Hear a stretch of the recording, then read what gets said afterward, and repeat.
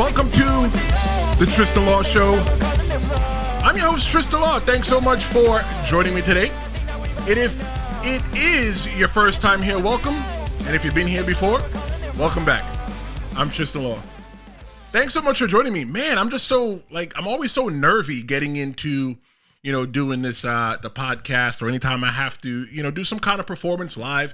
I always feel a little bit nervy, but I'm so glad that you're hanging out with me today. Today, I'm going to be talking about pandemic era pro wrestling. I want to know, will you be going back to watch it? Will I be going back to watch pandemic wrestling? Well, before I give you that answer, we've got so much more that we have got to get into. However, if you've been living under a rock, or if you're watching this in, let's say, 50 years, hopefully YouTube is still around, you're wondering, hey, what's the pandemic? Well, the pandemic is a global sickness that went around, a global disease, virus that went around, and it pretty much crippled the entire planet. It crippled the whole entire globe. When you're sitting in your school and you're looking at the globe was crippled due to the coronavirus, COVID-19. So on March 11th, 2020, it became official that the whole entire world was shut down. We were supposed to shut down for only 2 weeks. And I know that it was only 2 weeks because I said to myself, I'm going to eat everything on DoorDash. And a year later, we were still within the pandemic. But when you are looking at the pandemic, before the pandemic, we got things like this. We got full arenas at WrestleMania 35. We had people there. There was a lot of people there. It was so hard to travel and to come home from WrestleMania 35 because, I was there live. Only for the next year to be just the essential people in the building. There was a shirt floating around from the WWE that said the number one fan in the arena, in the building where they shot the WWE WrestleMania and most of their programming throughout the pandemic, it was an actual fan. Very, very depressing. Very, very depressing. The absence of the crowd, it affected the atmosphere so much, you wouldn't even understand. And the reason why I say that you wouldn't really understand is because you kind of got to be a pro wrestler to get it. Right? When you're in the ring, right? Because I'm a pro wrestler, semi-retired pro wrestler, don't wake a sleeping bear. If you watch pro wrestling, the fans are just as much as important as the people that are in the ring. And when we are in the ring performing, the first people that you learn to perform in front of are other wrestling fans. It's what we do at wrestling school. You practice, not wrestling fans, other pro wrestlers. You practice in front of other pro wrestlers. Sometimes there may be one or two people sitting out there. Sometimes it's a full class that night. And it's the adrenaline. It's the reaction from the crowd. And you're not getting that authentic reaction from the crowd because the crowd is not there, or they're just wrestlers and they don't want to look like a mark, because you never want to look like a mark as a pro wrestler. That's something that I'll be talking about. It's another episode that I'll be going to in the future. But let me know what your thoughts of how you felt that the crowds not being there, how it affected the atmosphere and wrestler performance. Some of the big key moments, and I'm a huge WWE guy, I will not deny that by any means necessary, but some of the things that we got during the pandemic were the Boneyard match, which is Undertaker versus AJ Styles. That was the Undertaker's last WWE match. Is that a way that we wanted the Undertaker to go out? No, but was it the best way for the Undertaker? I think so.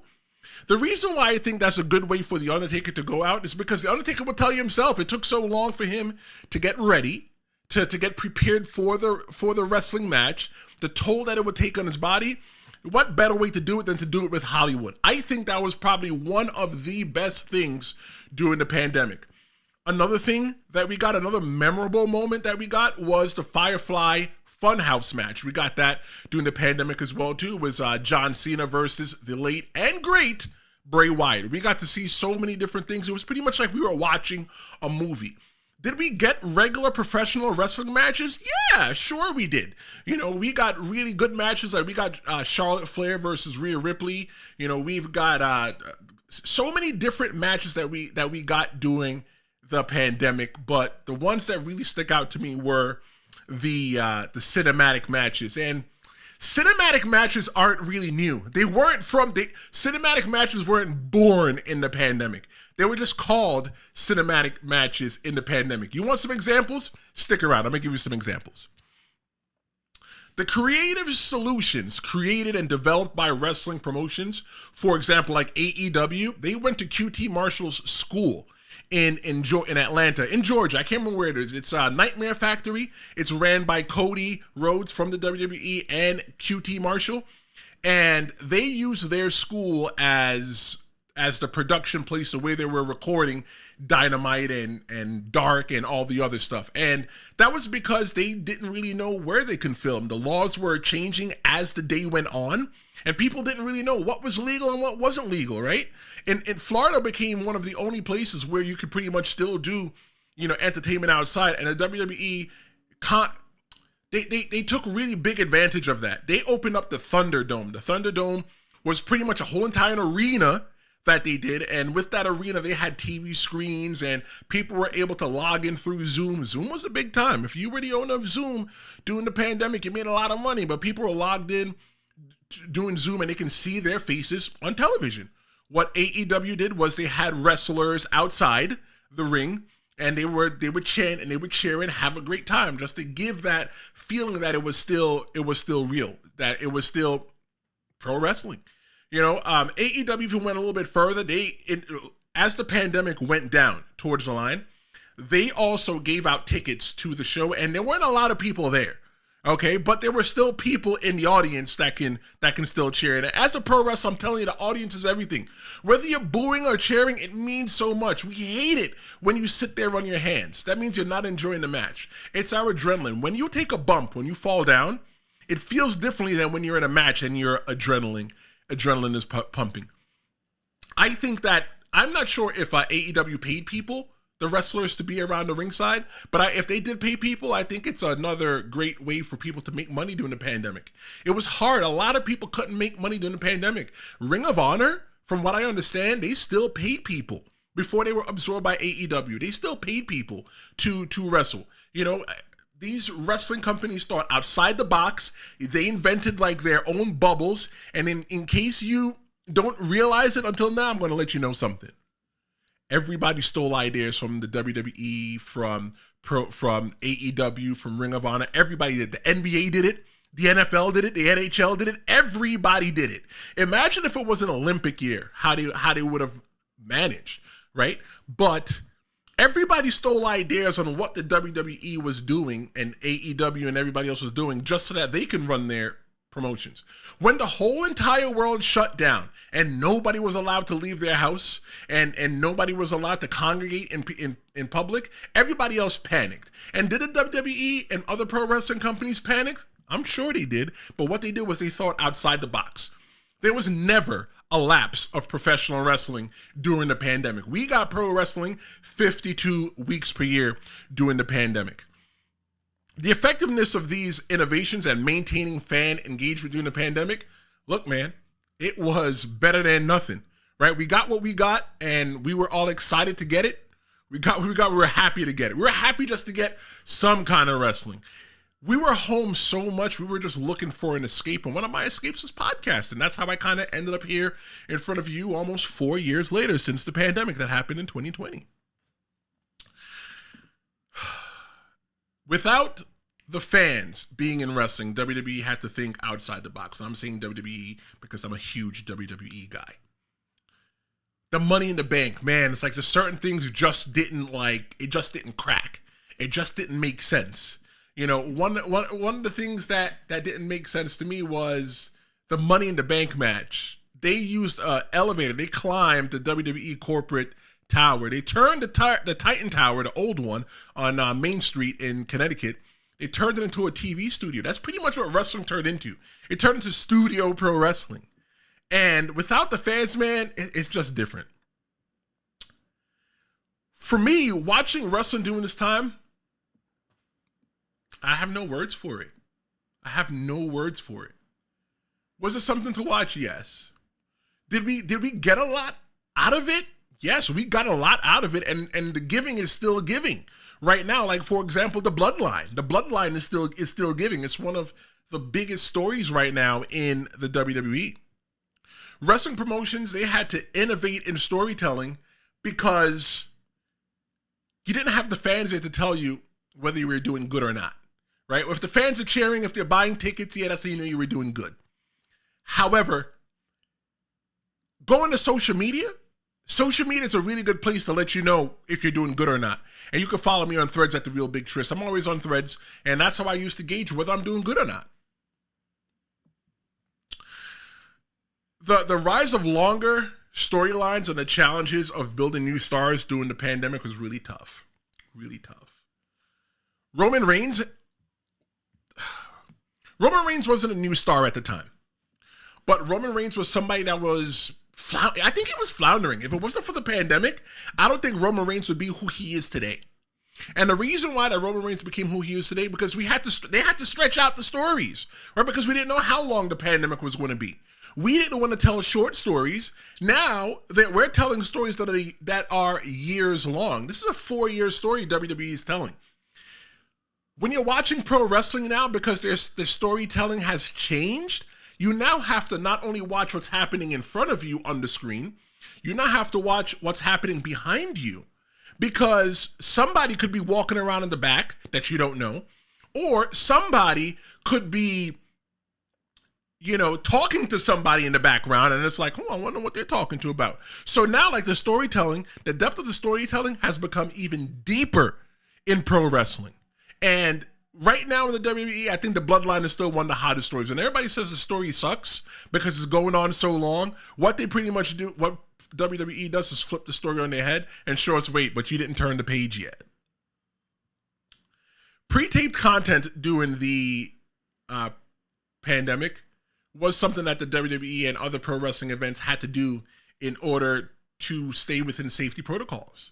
Because you never knew if what you were watching was going to be able, you never knew if pro wrestling was going to be able to be on next week. You never knew if it would get worse and they would change the laws, and we just couldn't do what we were able to do. You just didn't know, right? So they pre-taped a lot of pro wrestling. WrestleMania actually became two nights instead of one, and it's something that we still do today. And they pre-taped all of WrestleMania. I think that was the first time in history. No.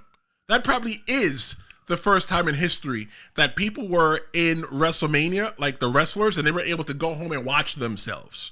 Never before was that ever done, and because of the pandemic, that had to happen. But because they were able to pre-tape everything, I'm sure that they were able to control their production a lot more. For example, I used to go and watch TNA wrestling in Orlando when I lived in Orlando all the time. I worked at Universal Orlando, so I was always in the Impact Zone, okay? And I remember one day they were recording Impact, and whoever was coming out, I can't tell you who, it doesn't even really matter. But when they were coming out, the fans were very lackluster. The fans weren't into it at all. They weren't loud or anything like that. So what Jeremy Borash said on the microphone was like, we're going to do this again. We just need you to be a little bit louder. Come on, bring the fire. The wrestler went back up the ramp. They played the music again, and he came down. Whoever that was, I don't know. That video, I'm sure, exists somewhere, just not on the internet. It's never been made public. So the WWE got to do different things that if somebody messed up somewhere or if something didn't look crisp, let's just do it again. We're going to cut it either way. We're editing it. We're not watching it in its real and full entirety. But this goes back to one thing that I always say about pro wrestling. Even though pro wrestling, some of it was taped during the time, it goes to prove my point that no matter when you watch pro wrestling, if it's a brand new to the streaming platform or to the television, whether it's live or taped, you always assume that it's happening right now, unless they tell you otherwise. I'm not sure how many people knew that WrestleMania 36 was not live, but you know what? It was live in your house, but it wasn't live at the time that it was being taped. Some of the projected production changes that might influence future wrestling shows. Okay, so if you go back to WrestleMania 12, there was a match that influenced, if you asked me, a lot of the matches at the time. And that match was Goldust versus Roddy Piper, the backstage brawl. The majority of that stuff was pre-taped. It wasn't live. It wasn't happening at the time that you were watching it, most of it, right? But that's a cinematic match. That's on the same exact level of the Boneyard match or the Firefly Funhouse match or the Stadium Stampede match in AEW. Another one that we could look at as well, too, is the Undertaker and Mankind in the Boiler Room Brawl. The Boiler Room Brawl was a match where the Undertaker and Mankind, they fought in a boiler room. Cinematic, because you can do different camera angles. That's the perk of having the cinematic. So now in the future, the production changes. I think we can still see some of the production things from the pandemic, different camera angles. You know, one of the things that they did was they turned the camera. So instead of watching it from where you normally watch it with the entrance to the left, we now looked at the entrance. Why? And they shot it close. The reason why they shot it real close is because they didn't want to show that there were no fans there. We knew that there were no fans there. We knew that. But what they did was they shot it close so that you wouldn't focus on that. You could focus on what happened in the ring. Impact does that. That's how they still show Impact. TNA Wrestling, that's how they show their wrestling today. The financial and logistical challenges that goes into the pandemic style wrestling was that pro wrestling companies lost so much money. So much money. I think the pro wrestling companies, they relied more on their TV contracts at the time. And maybe that's part of the reason why they scaled down everything, right? Because they weren't making money from tickets anymore.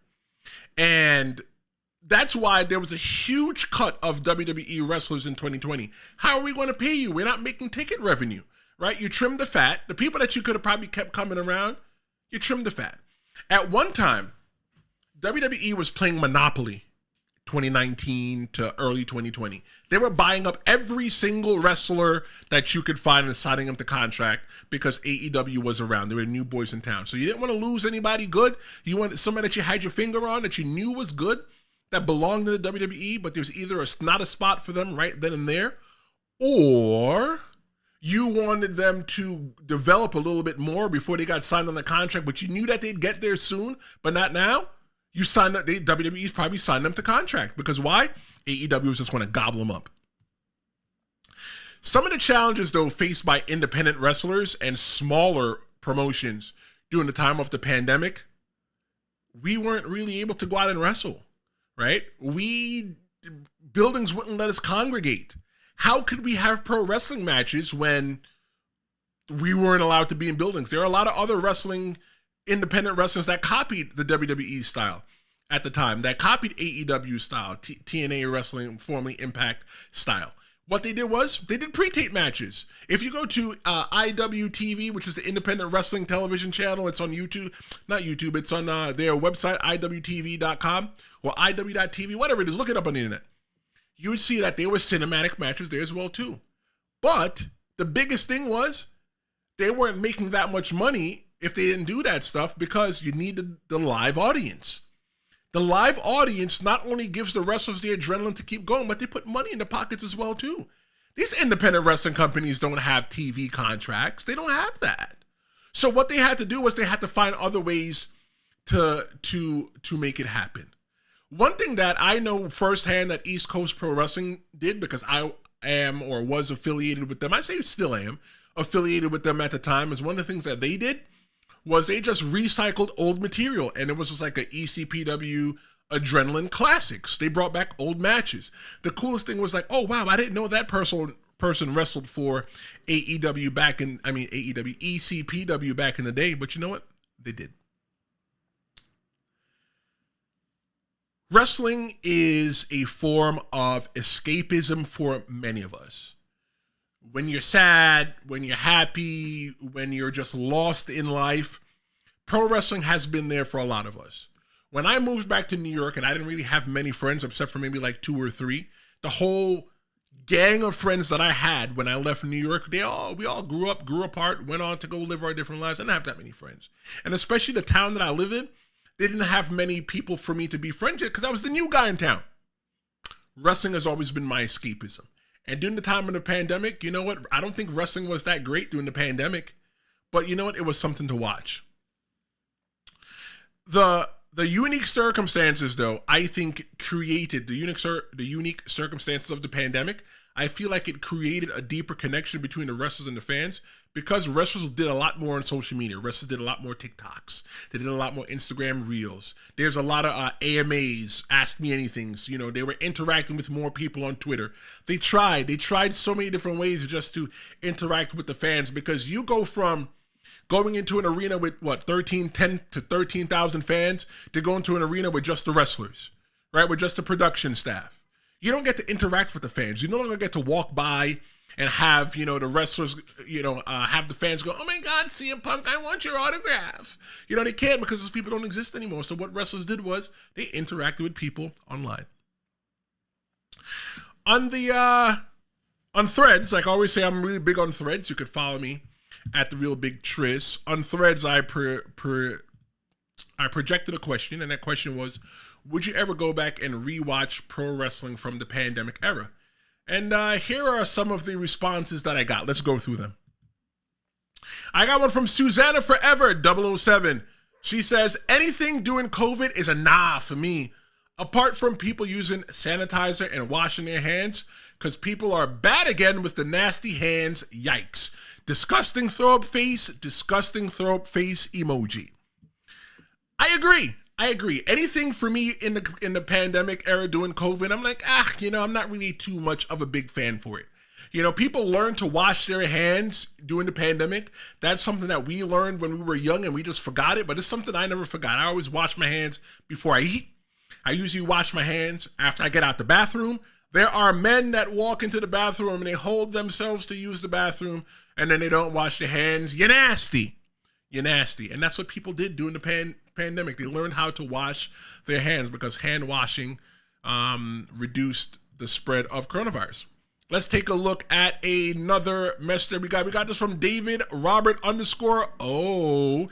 He says, I've gone back to show a friend the AJ and Taker match. He's talking about the Boneyard match. He goes, otherwise, it's still too recent for me to even want to rewatch anyways. I don't know emoji. Plus, we all know it's not the same. Dude, thank you so much for your message on Threads. I agree. It's not the same. It's not wrestling. It's wrestling, but that WrestleMania 36, I don't think I'll ever go back and watch it again. There's no reason for me to watch it again. Let's take a look at another message that we got on Threads. The question that I asked is, would you ever go back to rewatch pro wrestling from the pandemic era? I got a message from Noon Grodian, and Noon Grodian says, if it's AEW, yeah. Only because he liked how they had signed and unsigned talent around the barricades to give atmosphere to the matches, and they still had some interesting angles going on that still get referenced to this day. Yo, bro, let me tell you. Thank you so much for your message. I have a huge heart for unsigned talent because I was an unsigned talent, okay? I signed myself to the Tristan Law Show, and I bring you this podcast live every Tuesday and Friday at noon Eastern right here on YouTube. And one of the things about the pandemic, they had AEW Dark. Those same wrestlers that were unsigned, that were around the barricade, they had them in matches. They had matches. They got opportunities that they probably wouldn't have gotten if it wasn't for the pandemic. Were all the wrestlers good at that time in AEW? No. I'm talking about the wrestlers, the unsigned independent wrestling talent? No.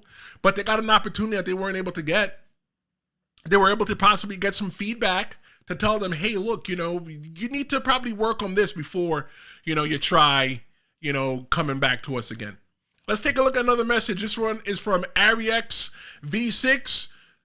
He says, the digital screens with fans tuning in, although a nice touch, was hard to watch, especially with the piped-in crowd noise. Thank you so much for your message, REX VS6. He's talking about the WWE during the time they had the Thunderdome. If you go back and watch Thunderdome wrestling, they figured out just instead of just showing empty seats, why don't we just show fans sitting at home on Zoom? And they had that. And then they piped in crowd noises that they felt appropriate to the pro wrestling, events going on in the ring. Do I think that was cool? No, I don't think that was 100% cool. The reason why I don't think it was 100% cool was because they were then telling you how you should behave. Don't tell me how to behave. I want to know on myself how I should behave. So the question. First off, thank you so much to everybody on Threads for your message. The question I'm asking myself now is, would I ever go back to watch pandemic era wrestling? No. I don't have any interest. I don't want to see the Stampede match. I don't want to watch AEW Dark. Even though I am going to watch a couple episodes of AEW Dark because I'm going to start a new series about AEW Dark here on the Tristan Law Show. We were going to look at some of the independent wrestlers that were in the ring because I love independent wrestling as a former, actually semi-retired independent wrestler. I want to look at where they are now. So to subscribe, and I will be doing that in the future. Just look out for that. But I'm not watching independent. I'm not watching pandemic style wrestling. I love WWE. I'm not watching that. I think one of the people that showed up that got the short end of the stick during the pandemic was Drew McIntyre, right? Drew McIntyre's got a lot to be happy for, and he's got a lot to be sad for. That's Drew McIntyre right there at WrestleMania 36. And that's when he beat Brock Lesnar for the WWE Championship. Did he get sold the short end of the stick? Yes. Yes, he didn't have anybody cheering for him in the audience. He didn't get any pyro. He didn't get any fireworks. That was probably one of the most lackluster WrestleMania wins in the last 10 years. When you see Drew McIntyre on Monday Night Raw, when you see him on SmackDown, when you see him on WWE programming, and he seems like he has a chip in his shoulder, you can understand why. The fans weren't there for him when they were supposed to be, right? Because they couldn't be. And Drew McIntyre probably still holds that against the fans. Thanks so much for joining me today on the Tristan Law Show. I appreciate you. The biggest compliment that you can give me is to subscribe. I got some really cool things coming down the pipeline. I got some live interviews. We do live interviews now on the Tristan Law Show, so subscribe for those. Those are going to be coming in a couple weeks. I got one from a pro wrestling promoter. We'll be jumping on in a couple weeks. I got a couple of friends of mine in the independents that I want you to meet. But subscribe. That's the biggest compliment to me. Share this with somebody that you think is going to like this. We're growing together. I appreciate you. This is the Tristan Law Show. Thanks so much for checking in. I will be back on Tuesday at noon Eastern. I look forward to seeing you. I'll see you next time.